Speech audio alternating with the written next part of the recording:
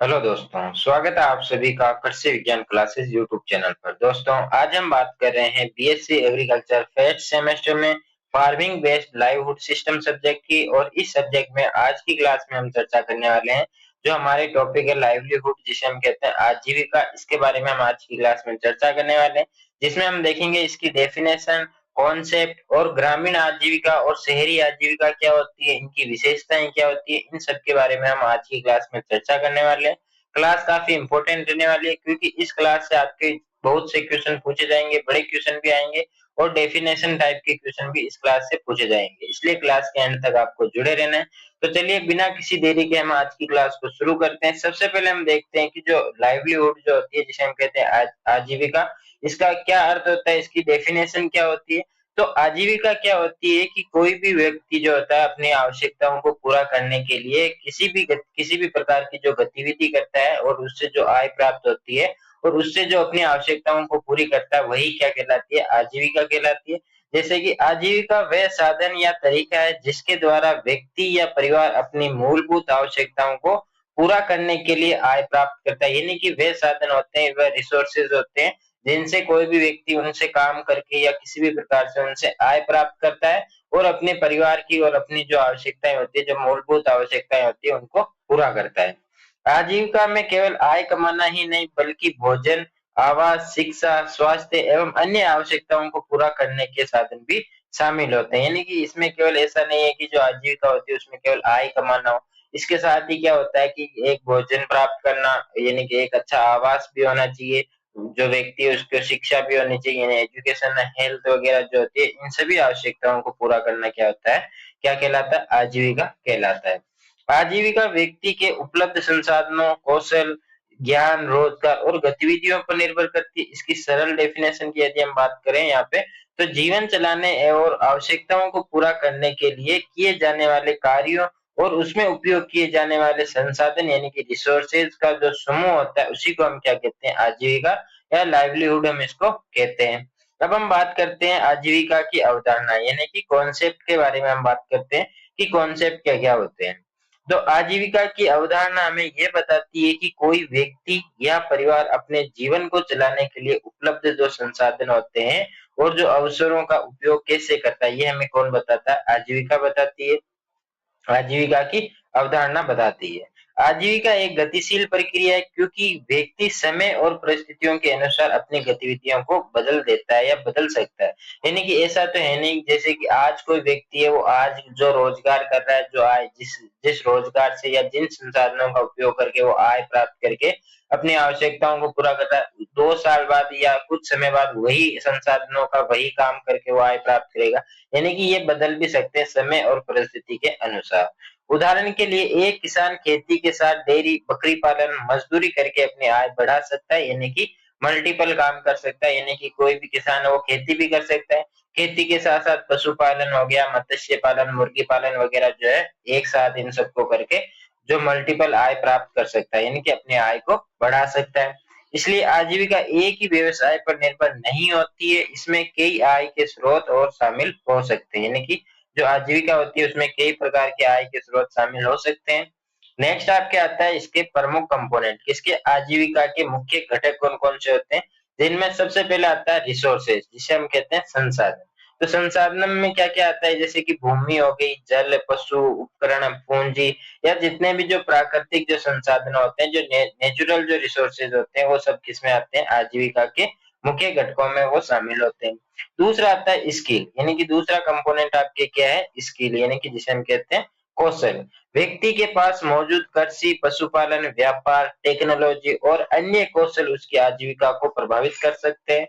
Next आपके आता है नॉलेज, जिसे हम कहते हैं ज्ञान, कि जो नई नई टेक्नोलॉजी का हो गया, बाजार की जो जानकारी होती है, यानी कि मार्केटिंग वगैरह जो होती है, उससे रिलेटेड व्यक्ति को बेहतर आजीविका अपनाने में सहायता करती है। यानी कि कोई भी जो व्यक्ति होता है जो अपनी आय को बढ़ाना चाहता है या अपनी आजीविका को बढ़ाना चाहता है, वो क्या करेगा कि नई नई टेक्नोलॉजी का उपयोग करेगा। बाजार की जानकारी जो है वो व्यक्ति को बेहतर आजीविका के लिए उपलब्ध या अपनाने के लिए सहायता करती है। नेक्स्ट आपके घटक आता है इनकम। इनकम क्या होती है, आय। इसमें क्या होता है कि जो आय होती है वो आजीविका का एक महत्वपूर्ण भाग होता है, क्योंकि इसमें परिवार की अपनी आवश्यकताओं को पूरा किया करता है। यानी कि व्यक्ति क्या करता है कि कोई भी काम करता है, जैसे कि मान लो कोई किसान है, वो कृषि कर रहा है, तो वो क्या करेगा, उससे आय प्राप्त करेगा और अपने परिवार की आवश्यकताओं की पूर्ति करेगा। कोई भी व्यक्ति है जो डेयरी कर रहा है या मुर्गी पालन कर रहा है, तो वो उसी से आय प्राप्त करेगा, यानी कि इनकम प्राप्त करेगा। नेक्स्ट आता है एम्प्लॉयमेंट, यानी कि जिसे हम कहते हैं जो रोजगार होता है एम्प्लॉयमेंट का, कि कृषि, मजदूरी, सरकारी नौकरी, निजी नौकरी या व्यवसाय आदि रोजगार के प्रमुख साधन होते हैं। सोशल नेटवर्क हो गया, जिसमें क्या होता है कि परिवार हो गया, रिश्तेदार, मित्र या स्वयं सहायता समूह जो होते हैं, वो सब आजीविका में सहायता करती है।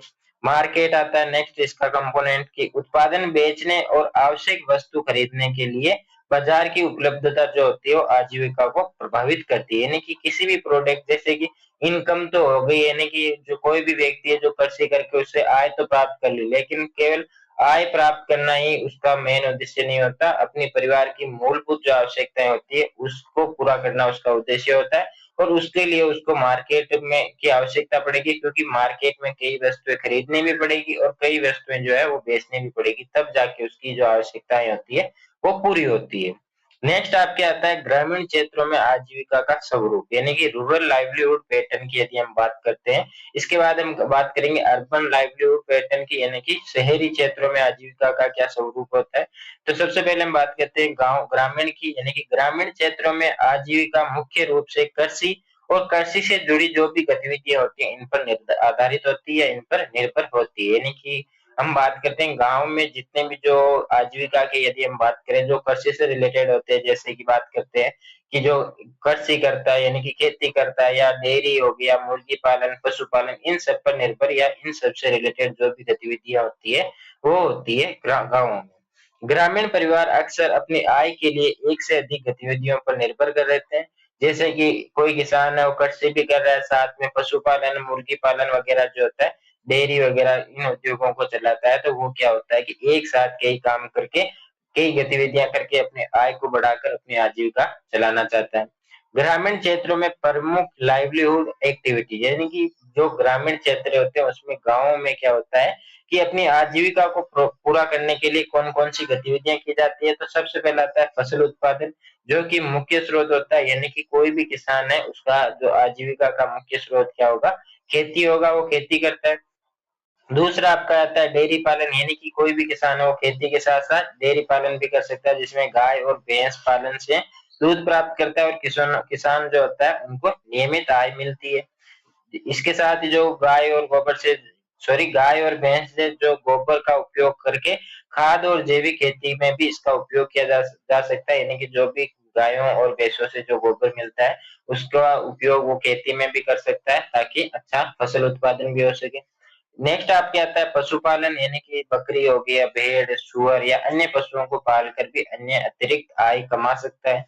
मुर्गी पालन, इसके साथ ही मत्स्य पालन, बागवानी, यानी कि हॉर्टिकल्चर में क्या आता है कि जैसे फल हो गए, सब्जियां हो गई, फूल और जो मसाले की खेती करके किसानों को अधिक मूल्य वाली आय प्रदान कर सकता है। यानी कि ये सब क्या है कि गाँव में जो ग्रामीण क्षेत्र होता है उनमें आजीविका को चलाने के लिए कौन-कौन सी गतिविधियां की जाती है वो सब यहाँ पे दी गई है।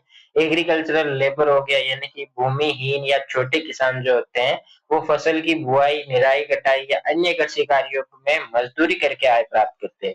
यानी कि क्या होता है कि कोई किसान ऐसा भी होता है जिनके पास खेती नहीं होती, खेत नहीं होते हैं कृषि करने के लिए, तो वो क्या करते हैं, जिनके पास बड़े खेत होते हैं उनके पास मजदूरी करते हैं या वहां पे काम करके आय प्राप्त करते हैं। फिर आता है गैर कृषि गतिविधियां, इनमें क्या होता है ग्रामीण क्षेत्रों में दुकान खोल ली कोई, परिवहन का साधन हो गया, हस्तशिल्प या निर्माण कार्य या छोटे व्यवसाय से भी आजीविका के स्रोत होते हैं। तो ये मुख्य इसकी ग्रामीण क्षेत्रों में आजीविका चलाने की मुख्य एक्टिविटीज होती है, गतिविधियां होती है, जो कि यहाँ पे लगभग आपको 8 गतिविधियां बताई गई है, जो आपको रटना नहीं है। आपको क्या, यानी कि ग्रामीण क्षेत्र में लोग क्या-क्या काम करते हैं वो आपको पता है और वो आप लिख सकते हैं यहाँ पे। नेक्स्ट हम बात करते हैं जो ग्रामीण आजीविका होती है उसकी विशेषताएं क्या होती है। तो सबसे महत्वपूर्ण विशेषता क्या होती है कि ग्रामीण क्षेत्रों में ज्यादातर जो लोग होते हैं वो कृषि पर निर्भर होते हैं, यानी कि ग्रामीण आजीविका में कृषि का जो महत्वपूर्ण स्थान होता है। मौसम और जलवायु का ग्रामीण आजीविका पर अधिक प्रभाव पड़ता है, यानी कि क्या होता है कि ज्यादातर लोग कृषि पर निर्भर करते हैं और कृषि पर ज्यादातर प्रभाव किसका पड़ता है? मौसम और जलवायु का प्रभाव पड़ता है। तो इससे क्या होता है कि आजीविका पर अधिक प्रभाव किसका पड़ता है? मौसम और जलवायु का। भूमि और प्राकृतिक संसाधनों पर निर्भरता अधिक होती है और कृषि की सीजनल नेचर के कारण आय में उतार चढ़ाव हो सकता है। यानी कि ऐसा नहीं है कि जैसे कि यदि हम बात करते हैं किसी भी कृषि से रिलेटेड जो भी प्रोडक्ट होता है, जैसे गेहूं जो होता है उसकी हर बार एक ही रेट नहीं चलती है। हर बार उसके जो मूल्य होता है उसमें उतार चढ़ाव होता रहता है, जिसके कारण जो किसान होता है उसकी आय में भी उतार चढ़ाव देखने को मिलता है। नेक्स्ट हम बात करते हैं शहरी क्षेत्रों में आजीविका का स्वरूप। यानी कि हमने बात की कि ग्रामीण क्षेत्रों में कि किस जो आजीविका का क्या स्वरूप होता है, कौन कौन सी गतिविधियां की जाती है और उसकी ग्रामीण आजीविका की क्या विशेषताएं होती है। अब हम बात करेंगे शहरी क्षेत्रों में आजीविका का क्या स्वरूप होता है, कौन कौन सी गतिविधियां यानी एक्टिविटीज की जाती है और इसकी क्या विशेषताएं होती है। तो शहरी क्षेत्रों में आजीविका मुख्य रूप से उद्योग, व्यापार, सेवा क्षेत्र या रोजगार पर आधारित होता है। इसमें कौन कौन सी गतिविधियां होती है? जैसे कि सरकारी नौकरी होगी, यानी कि सर जो सरकारी रोजगार होता है जिसमें स्थायी आय का महत्वपूर्ण स्रोत होता है। इसमें क्या होता है, कोई भी सरकारी विभाग होता है उसमें नौकरी शहरी क्षेत्रों में स्थायी रूप से होती है, यानी कि वो अस्थायी रूप से नहीं होती, स्थायी रूप से होती है। प्राइवेट हो गया, यानी कि प्राइवेट जॉब में जैसे कि कोई कंपनी हो गई, दुकानें हो गई, बैंक, अस्पताल या स्कूलों वगैरह अन्य संस्थानों में निजी रोजगार मिलता है। बिजनेस एंड ट्रेड वगैरह जो होते हैं, व्यापार एवं व्यवसाय, यानी कि जिसमें क्या होता है कि दुकान, थोक व्यापार, खुदरा व्यापार या अन्य व्यवसाय शहरी आजीविका का महत्वपूर्ण साधन होते हैं। औद्योगिक रोजगार आ गया, इसके साथ ही सेवा क्षेत्र जिसमें क्या होता है, शिक्षा होगी यानी एजुकेशन, हेल्थ, बैंकिंग, आईटी या जिसे हम कहते हैं परिवहन, होटल या अन्य सेवाएं जो होती है वो रोजगार प्रदान करती है। नेक्स्ट आपके आता है अनौपचारिक क्षेत्र, जिसमें क्या होता है रेहड़ी पटरी हो गई, घरेलू काम हो गए, रिक्शा, ऑटो चलाना, ये सब क्या है कि जो शहरी क्षेत्र होते हैं उसमें आजीविका का स्रोत होते हैं या आजीविका की से गतिविधियां होती है, यानी कि ये सब एक्टिविटी करके वो अपनी आजीविका को पूरा करते हैं या आय प्राप्त करके अपनी मूलभूत आवश्यकताओं को पूरा करते हैं। नेक्स्ट आपके आता है स्वरोजगार, यानी कि अपनी कोई दुकान हो गई या छोटे व्यवसाय के माध्यम से भी स्वयं रोजगार प्राप्त कर सकता है। नेक्स्ट आपके टॉपिक आता है आजीविका विविधीकरण। आजीविका विविधीकरण क्या होता है कि जब कोई व्यक्ति या जब कोई परिवार क्या करता है कि अपनी आय को बढ़ाने के लिए एक से अधिक गतिविधियां करता है और मल्टीपल वो काम करके मल्टीपल आय प्राप्त करता है, तो उसको हम क्या कहते हैं? आजीविका विविधीकरण कहते हैं। जैसे जब कोई परिवार अपनी आय और अपने जीवन यापन के लिए एक से अधिक गतिविधियों को अपनाता है तो उसे हम क्या कहते हैं? आजीविका विविधीकरण कहते हैं। जैसे कि यदि उदाहरण की यदि हम बात करें कि कोई किसान है वो यदि कृषि कर रहा है, यानी कि खेती के साथ साथ वो बकरी पालन, मुर्गी पालन या डेयरी वगैरह जो है उन सबको एक साथ चला रहा है, तो वो क्या कहलाता है? आजीविका विविधीकरण कहलाता है। महत्व क्या होता है कि किसी भी एक गतिविधि में यदि उसको नुकसान होता है तो वो क्या होता है कि जो अन्य गतिविधियां होती है उनमें तो प्रॉफिट होगा। यदि वो एक ही गतिविधि करेगा, यदि उसी में नुकसान हो गया तो फिर वो तो उसका तो नुकसान हो गया। यानी कि जोखिम जो होता है, जो आजीविका विविधीकरण अपनाने से क्या है कि जोखिम कम हो जाता है, आय में स्थिरता होती है और रोजगार के अवसर भी कहीं ना कहीं बढ़ जाते हैं। दूसरा आता है आपके सतत आजीविका। सतत आजीविका क्या होती है कि ऐसी आजीविका जो वर्तमान आवश्यकताओं को पूरा करे और भविष्य में भी संसाधनों को एवं आय को बनाए रखने में सक्षम हो, सतत आजीविका कहलाती है। यानी कि जो सस्टेनेबल लाइवलीहुड क्या कहता है कि जो वर्तमान की जो आवश्यकता होती है उनको तो पूरा करता है साथ में, और लेकिन साथ में जो भविष्य में जितनी भी जो आवश्यकता होती है उनके लिए भी आय जो होती है उनके लिए भी जो सक्षम बनाता है, तो उसको हम क्या कहते हैं? सस्टेनेबल लाइवलीहुड इसको हम कहते हैं। इसकी क्या विशेषताएं होती है कि प्राकृतिक संसाधनों का उचित उपयोग हो जाता है, पर्यावरण संरक्षण होता है, स्थिर एवं विविध आय मिलती है इससे, जोखिम से निपटने की क्षमता मिलती है, भविष्य की पीढ़ियों के लिए संसाधनों का संरक्षण भी हो जाता है। अब हम बात करते हैं आजीविका प्रणाली के अध्ययन के प्रमुख संकेतक या जिसे हम कहते हैं इंडिकेटर्स की, जिसमें सबसे पहले आता है इकोनॉमिक इंडिकेटर्स, जिसमें सबसे जो आता है इनकम, यानी कि इनकम में क्या होता है कि परिवार की कुल आय और आय के अलग अलग स्रोतों के अध्ययन ही किया जाता है, यानी कि जिसमें इकोनॉमिक्स जो इंडिकेटर होते हैं, जिसमें सबसे पहला आता है इनकम। और इनकम में हम क्या अध्ययन करते हैं कि जो आय के अलग अलग स्रोत कौन कौन से होते हैं और परिवार की कुल आय कितनी है। रोजगार क्या क्या है, परिवार में कौन कितने सदस्य रोजगार है, कितने सदस्य बेरोजगार है, कितना नियमित है, ये देखा जाता है। वे यानी कि भोजन, शिक्षा, स्वास्थ्य एवं अन्य आवश्यकताओं में होने वाला कुल खर्च का अध्ययन किया जाता है। बचत यानी कि सेविंग जिसे हम कहते हैं, परिवार की बचत और भविष्य की आर्थिक सुरक्षा को भी देखा जाता है। ये सब क्या है, इसके इकोनॉमिक्स इंडिकेटर्स होते हैं, यानी कि आर्थिक संकेतक होते हैं किसके, लाइवलीहुड या आजीविका जिसे हम कहते हैं इसके। फिर आता है परिसंपत्ति, यानी कि भूमि, घर, पशु, वाहन वगैरह की उपलब्धता देखी जाती है। इसके बाद आता है मानव संकेतक या ह्यूमन इंडिकेटर्स, जब हम इसको कहते हैं, जिसमें शिक्षा देखी जाती है, एजुकेशन देखा जाता है कि परिवार के कितने सदस्य शिक्षा स्तर क्या है, उसका रोजगार पर प्रभाव देखा जाता है। स्किल देखी जाती है कि कृषि, तकनीकी, व्यावसायिक या अन्य कौशलों जो स्किल जो होती है की उपलब्धता का अध्ययन किया जाता है। स्वास्थ्य यानी कि परिवार की स्वास्थ्य स्थिति कैसी है, स्वास्थ्य सुविधाएं उन तक पहुंच रही है या नहीं पहुंच रही, ये देखा जाता है। लेबर उपलब्धता क्या है, यानी कि परिवार में काम करने योग्य सदस्यों की संख्या देखी जाती है।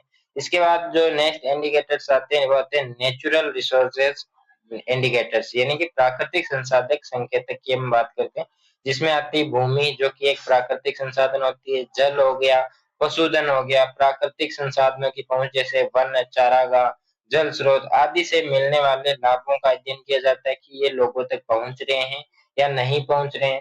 फिर आपके आता है सोशल इंडिकेटर्स, जिनमें सामाजिक नेटवर्क हो गया कि परिवार, रिश्तेदार, मित्र या समुदाय से मिलने वाली सहायता का अध्ययन किया जाता है, यानी कि जो सामाजिक नेटवर्क का क्या मतलब होता है कि परिवार या रिश्तेदारों से कितनी सहायता मिल रही है।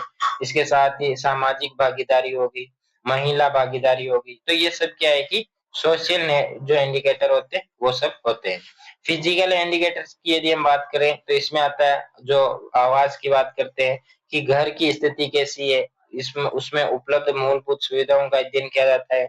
इंफ्रास्ट्रक्चर यानी कि सड़क, बिजली, सिंचाई, बाजार, स्कूल एवं स्वास्थ्य केंद्रों की उपलब्धता देखी जाती है। ट्रांसपोर्ट यानी कि बाजार, रोजगार और अन्य सुविधाओं तक पहुंच पहुंच के लिए परिवहन की सुविधा देखी जाती है। यानी कि ये सब क्या है कि इंडिकेटर्स होते हैं कि आजीविका की क्या मतलब आजीविका सही है या नहीं है, कितनी उसमें सुधार किया जा सकता है या क्या इसमें कमी है, क्या फायदा है, ये सब क्या है इंडिकेटर्स होते हैं किसको, आजीविका को मापने के। नेक्स्ट आपके आता है फूड एंड न्यूट्रिशन इंडिकेटर्स, जिसमें खाद्य सुरक्षा हो गई, पोषण हो गया। इसके साथ ही जो नेक्स्ट आपके आता है जोखिम एवं संवेदनशीलता संकेतक, जिसमें जलवायु जोखिम, बाजार जोखिम, स्वास्थ्य जोखिम, ये सब इसके अंतर्गत आते हैं। रोजगार जोखिम, जिसमें बेरोजगार, कम मजदूरी और रोजगार की अनिश्चितता का प्रभाव देखा जाता है। नेक्स्ट आपके और लास्ट आज की क्लास का टॉपिक आता है लाइवलीहुड सिस्टम को प्रभावित करने वाले प्रमुख फैक्टर्स, यानी कि इसको जो लाइवलीहुड सिस्टम जो होता है, आजीविका जो होती है, उसको कौन कौन से कारक ऐसे हैं जो प्रभावित करते हैं कि एक तो प्राकृतिक संसाधनों और पर्यावरण आजीविका के विकल्प जो होते हैं उनको प्रभावित करते हैं। जलवायु और मौसम कृषि आधारित आजीविका को प्रभावित करते हैं, यानी कि कृषि आधारित आजीविका को कैसे मौसम और जलवायु प्रभावित करते हैं कि कोई भी कृषि या खेती हम करते हैं, कोई भी फसल उत्पादन करते हैं, तो उसमें सबसे ज्यादा जो रोल होता है वो मौसम या जलवायु का होता है। यदि मौसम खराब होता है तो कहीं ना कहीं वो फसल पर कुप्रभाव या हानिकारक प्रभाव डाल सकता है। और नेक्स्ट आपके आता है बाजार और उत्पादों की कीमतें आय को प्रभावित करती है। शिक्षा और कौशल रोजगार के अवसर को बढ़ाते हैं। पूंजी और ऋण की उपलब्धता व्यवसाय एवं कृषि निवेश को प्रभावित करती है। सरकारी योजनाएं और संस्थागत जो संस्थाएं होती है, सहायता आजीविका सुधारने में मदद करती है। सड़क, बिजली, सिंचाई, बाजार या संचार जैसी इंफ्रास्ट्रक्चर सुविधाएं आजीविका को मजबूत करती है, यानी कि ये सब क्या है कि इसको प्रभावित करने वाले कारक है आजीविका को। तो ये क्लास जो है यहाँ पे कंप्लीट होती है। आज की क्लास में हमने आजीविका के बारे में चर्चा की। आज की क्लास में आपके कौन-कौन से क्वेश्चन जो है वो मोस्ट बनते हैं कि एक तो आपके आजीविका की डेफिनेशन पूछी जा सकती है, आजीविका विविधीकरण की डेफिनेशन पूछी जा सकती है, सतत आजीविका क्या होती है इसके बारे में पूछा जा सकता है, और जो ग्रामीण आजीविका की गतिविधियां या ग्रामीण आजीविका और शहरी आजीविका की गतिविधियां, इनके बारे में इनके बीच में डिफरेंस आपके पूछा जा सकता है। ये 3-4 क्वेश्चन आज की क्लास के मोस्ट इंपोर्टेंट क्वेश्चन बनते हैं, तो इनको आप अच्छे से जरूर देखें। और यदि आपको क्लास अच्छी लगी हो तो क्लास को लाइक करके अपने साथियों के साथ शेयर करें। और इस क्लास के जो शॉर्ट नोट्स है वो आपको इंस्टाग्राम पर पोस्ट के रूप में मिलेंगे, और ओल्ड पेपर या जो गेस पेपर या इंपोर्टेंट क्वेश्चन की पीडीएफ जो होती है वो मिलेगी आपको टेलीग्राम चैनल में। दोनों की लिंक जो है वो डिस्क्रिप्शन में दे रखी है, तो वहां से आप ज्वाइन कर सकते हैं।